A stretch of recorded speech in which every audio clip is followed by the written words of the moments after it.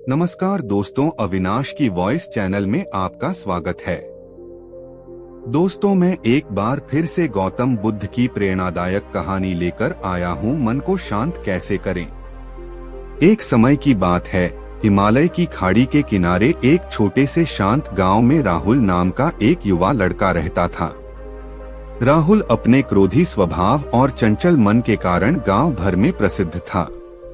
उसका मन हर समय विचारों से भरा रहता था। सोचो कि उसके विचारों के तूफान ने उसके मन को एकदम बेचैन कर दिया था।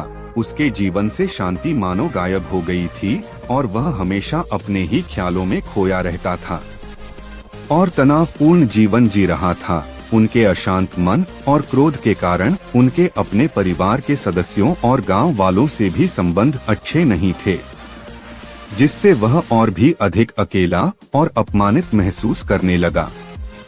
वह और भी अधिक मानसिक तनाव की स्थिति में चला जाता है।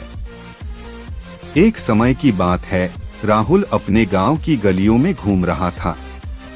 तभी उनकी मुलाकात एक बौद्ध भिक्षु से हुई जो एक पेड़ की छाया के नीचे ध्यान में बैठे थे। बौद्ध भिक्षु के चेहरे से निर्मल शांति की आभा झलक रही थी। इस असीम शांति में राहुल बौद्ध भिक्षु की ओर आकर्षित हुआ। जब राहुल बौद्ध भिक्षु के करीब आया तो उसे अपने आसपास एक सकारात्मक ऊर्जा का एहसास हुआ। भरत को एहसास हुआ कि इस असीम शांति और सकारात्मक ऊर्जा का स्रोत कहीं न कहीं इस बौद्ध भिक्षु के भीतर ही है। इसलिए वह वहीं बैठकर उसकी आंखें खुलने का इंतजार करने लगा। थोड़ी देर बाद जब बौद्ध भिक्षु की आंख खुली तो उसने एक युवा लड़के को अपने सामने बैठा पाया, जो बहुत तनावग्रस्त और नकारात्मक भावनाओं से भरा हुआ लग रहा था। राहुल ने बौद्ध भिक्षु की ओर उदार भाव से देखा और बहुत विनम्रता से कहा, मालिक, मेरा मन बहुत अशांत है और मेरे मन के विचार मुझे खाए जा रहे हैं। मुझे एक पल के लिए भी शांति महसूस नहीं होती। क्या आप मुझे सिखा सकते हैं कि मैं अपने अशांत मन को कैसे शांत करूं? बौद्ध भिक्षु ने राहुल की पीड़ा को समझते हुए करुण दृष्टि से देखा और कहा, मेरे प्यारे बच्चे, मैं तुम्हें एक कहानी सुनाना चाहता हूँ। इस कहानी में मानसिक शांति और खुशी के रहस्य छिपे हैं। क्या आप कहानी सुनना चाहेंगे?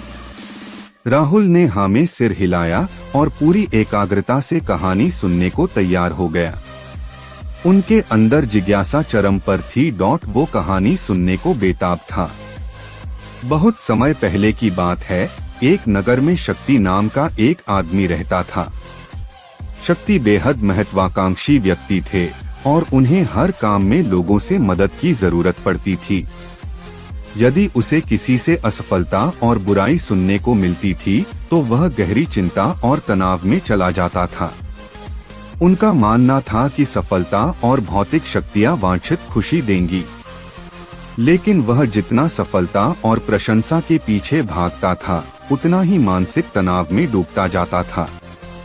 लेकिन अचानक शक्ति का सामना उस समय के मशहूर बौद्ध भिक्षु से हो गया, जिसका नाम महाकौशल था। महाकौशल अपने शिष्यों को ध्यान की शिक्षा देते थे और वह स्वयं एक बहुत ही ध्यानमग्न और प्रबुद्ध व्यक्ति थे। महाकौशल की अद्भुत एकाग्रता से प्रभावित शक्ति ने उनसे अपने भटकते मन को शांत करने का उपाय जानना चाहा। शक्ति ने कहा कि मेहनत में हमेशा सफलता के पीछे भागता हूँ और लगातार अधिक हासिल करने की कोशिश करते हूँ, फिर भी मुझे कोई क्षणिक संतुष्टि या आत्मसंतुष्टि नहीं मिलती। इस निरंतर बेचैनी के बीच मैं शांति कैसे पा सकता हूँ? बौद्ध भिक्षु ने करुण दृष्टि से उसकी ओर देखा और उत्तर दिया, आपका मन एक अशांत नदी की तरह है जो हमेशा बहती रहती है। आप कभी भी शांत नहीं रह सकते। इसलिए इस अशांत मन को शांत करने के लिए आपको अपने विचारों को बिना किसी रुकावट के जाने देने की कला सीखनी होगी। शक्ति को आश्चर्य हुआ और उसने पूछा कि मैं अपने विचारों को कैसे जाने दूं? आखिर मैं भी तो अपनी इच्छाओं और महत्वाकांक्षाओं से बंधा हुआ हूँ। यह सुनकर बौद्ध भिक्षु मुस्कुरा दिए। बौद्ध भिक्षुक कहा, कल्पना करें कि आपके हाथ में पानी का एक गिलास है। अब आप इसे जितनी देर तक पकड़कर रखेंगे, यह उतना ही भारी होता जाएगा। और अगर आप इसे काफी देर तक पकड़े रहेंगे तो आपके हाथ में दर्द होने लगेगा। लेकिन अगर आप उस पकड़ को ढीला कर दें और छोड़ दें तो आपका बोझ खत्म हो जाएगा। राहुल ने पूरी कहानी और उसका संदेश ध्यानपूर्वक सुना। वह समझ गया कि अपने विचारों और इच्छाओं से चिपके रहने से उसका बोझ बढ़ जाता है और अंदर ही अंदर अशांति पैदा कर देता है। अब राहुल को कहानी का अंत सुनने की उत्सुकता से प्रतीक्षा थी। कहकर बौद्ध भिक्षु ने कहानी जारी रखी। एक बौद्ध भिक्षु की बात मानकर शक्ति ने विचारों को त्यागने का अभ्यास शुरू कर दिया। वह बिना किसी पूर्व निर्णय के अपने विचारों और भावनाओं को आते और जाते देखता था। अब उसने विचारों को पकड़ना बंद कर दिया था। विचार उठते थे और अपने आप चले जाते थे। धीरे धीरे उसे यह एहसास होने लगा कि उसकी इच्छा और भावना ही सभी दुखों का कारण है। जैसे जैसे शक्ति ध्यान में गहरे उतरते गए, उन्होंने पाया कि वर्तमान में जीना ही आंतरिक शांति का एकमात्र स्रोत है। वह खुद को वर्तमान में स्थापित करके अपने मन की निरंतर बकवास से छुटकारा पा सकता था। धीरे धीरे शक्ति का मन एक शांत झील की तरह हो गया, जो बाहरी दुनिया को अपने अंदर प्रतिबिंबित करती है। उन्होंने जीवन की सादगी में संतोष को अधिक महत्व दिया और भौतिक संपत्ति के प्रति अपना लगाव छोड़ दिया। जैसे ही शक्ति में ऐसे बदलाव की खबर लोगों के बीच फैली, दूर दूर से लोग मार्गदर्शन लेने आने लगे।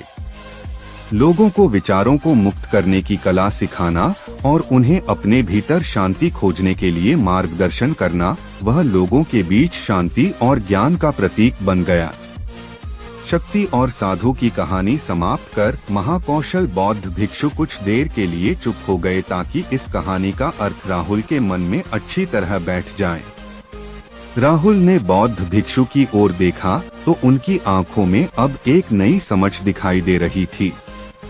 राहुल ने धीरे से कहा कि मुझे इस कहानी में ज्ञान दिखता है, लेकिन मैं इसे अपने जीवन में कैसे लागू करूं? मैं अपने अशांत मन को कैसे शांत कर सकता हूं?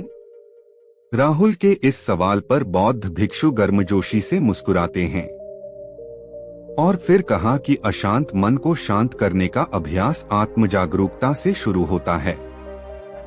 अपने भीतर उठने वाले विचारों का निरीक्षण करने के लिए प्रतिदिन कुछ समय निकालें। उन भावनाओं पर ध्यान दें जो आपके मन में आती हैं और देखें कि वे कैसे आती हैं और आकाश में गुजरते बादलों की तरह चले जाएं।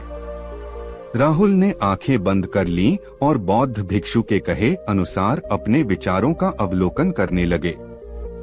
जैसे ही उसने अपने भीतर उठने वाले विचारों पर ध्यान देना शुरू किया, उसे इसका एहसास हुआ।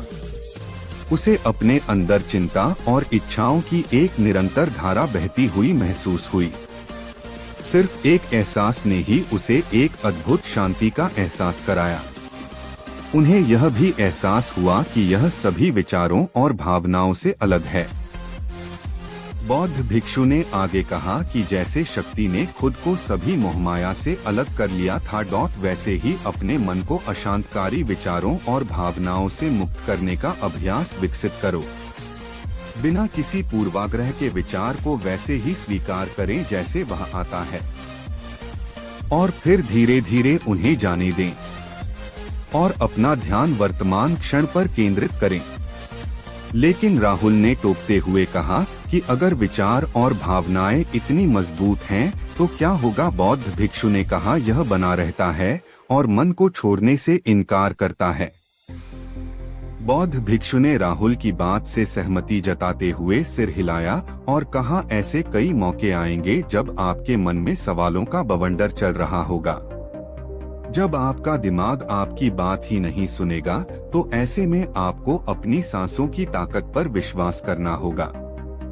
एक बार फिर भिक्षु ने राहुल से कहा अपनी आंखें बंद करो और अपनी सांसों पर ध्यान केंद्रित करने के लिए अपने पेट को ऊपर उठता हुआ और मथता हुआ महसूस करें। बौद्ध भिक्षु ने बताया कि जब भी आपका मन अशांत हो तो तुरंत अपनी सांसों पर लौट आएं। सांस की वाद्य गति आपको तुरंत वर्तमान के चरणों में वापस खींच लेगी और आपको शांति का अनुभव कराएंगी। एक बौद्ध भिक्षु के निर्देशानुसार आने और जाने वाली सांसों पर ध्यान केंद्रित करने का प्रयास किए। इस छोटे से व्यायाम से उन्हें मानसिक शांति का अनुभव हुआ। उसे याद आया कि उसकी सांसें हमेशा उसके साथ थी, जो उसे वर्तमान क्षण की याद दिलाती थी, आराम और शांति लाती है।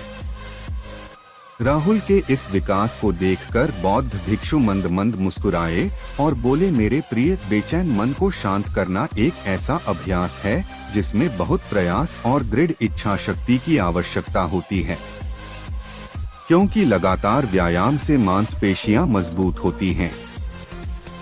उसी तरह नियमित अभ्यास से मन भी शांत होता है। स्वीकृति में सिर हिलाते हुए इस बौद्ध भिक्षु को धन्यवाद देते हुए उन्होंने वादा किया कि आज से वह अपने अशांत मन को शांत कर सकेंगे और अपनी गैर शक्तियों को मुक्त कर सकेंगे।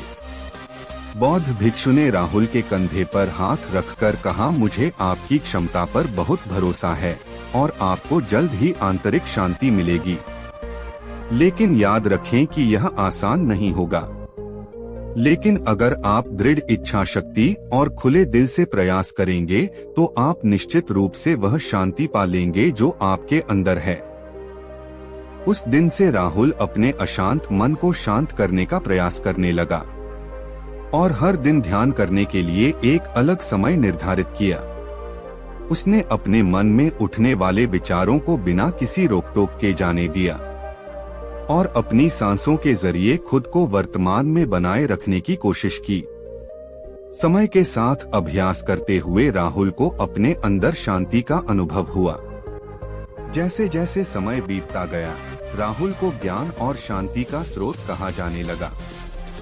जैसे जैसे समय बीतता गया, भरत को ज्ञान और शांति का स्रोत कहा जाने लगा। ग्रामीण अपने अशांत मन को शांत करने के लिए राहुल के पास आने लगे। बौद्ध भिक्षुओं के शिक्षक दूसरों की मदद करते समय आत्म जागरूकता की शक्ति साझा करते हैं। बौद्ध भिक्षु आंतरिक शांति पाने की शिक्षा देते हैं। इसके साथ ही उन्होंने अपनी सांसों पर ध्यान देने और अपने विचारों को मुक्त करने की कला भी सिखाई। ऐसे निवासियों का विकास हुआ और उन्हें मन की अमूल्य शांति मिली। बौद्ध भिक्षु की शिक्षाओं और राहुल द्वारा संचालित अभ्यास के माध्यम से विचारों को त्यागने और वर्तमान में जीने की कला दूर दूर तक फैल गई। उन्होंने कई लोगों की जिंदगी बदल दी और जैसे जैसे समय बीतता गया, उनकी जिंदगी और भी बदलती गई। राहुल का शांत प्रभाव उसके गांव की सीमाओं से परे तक फैला हुआ था। आसपास के गांवों और शहरों से लोग राहुल के परिवर्तन की कहानी सुनते थे, उनसे सलाह लेने आते हैं। मन के बोझ तले दबे लोगों के लिए राहुल आशा की किरण बन गया। राहुल की शिक्षाएं केवल ध्यान और प्रवचन तक ही सीमित नहीं थीं, बल्कि वह रोजमर्रा के काम जागरूकता के साथ करने पर ज्यादा जोर देते थे। वह लोगों को अपनी भावनाओं के प्रति जागरूक रहने की याद दिलाते थे। इस बात पर ध्यान दें कि आप दिन भर में क्या करते हैं और अपने आसपास होने वाली घटनाओं पर आप कैसे प्रतिक्रिया करते हैं। हर काम पूरी जागरूकता के साथ करें। जब आप खाएं तो प्रत्येक टुकड़े के स्वाद का आनंद लें। जब आप सूरज की रोशनी के सामने खड़े होते हैं तो उसकी गर्मी महसूस करें। लोग क्या कहते हैं, उसे ध्यान से सुनें और समझें। छोटे छोटे बदलावों से लोगों के जीवन में चमत्कारिक परिवर्तन आते हैं। सीखा राहुल की शिक्षाओं से लोगों ने सीखा कि जीवन का आनंद वर्तमान में जीने में है। दोस्तों, यह कहानी का अंत है। मुझे आशा है कि आपने इस मोटिवेशनल स्टोरी से बहुत कुछ सीखा होगा। आपका कीमती समय देने के लिए बहुत बहुत धन्यवाद। दोस्तों, इसी तरह और भी मोटिवेशनल कहानी देखने के लिए आप हमारे चैनल को सब्सक्राइब जरूर कर ले और वीडियो को लाइक शेयर करना न भूले।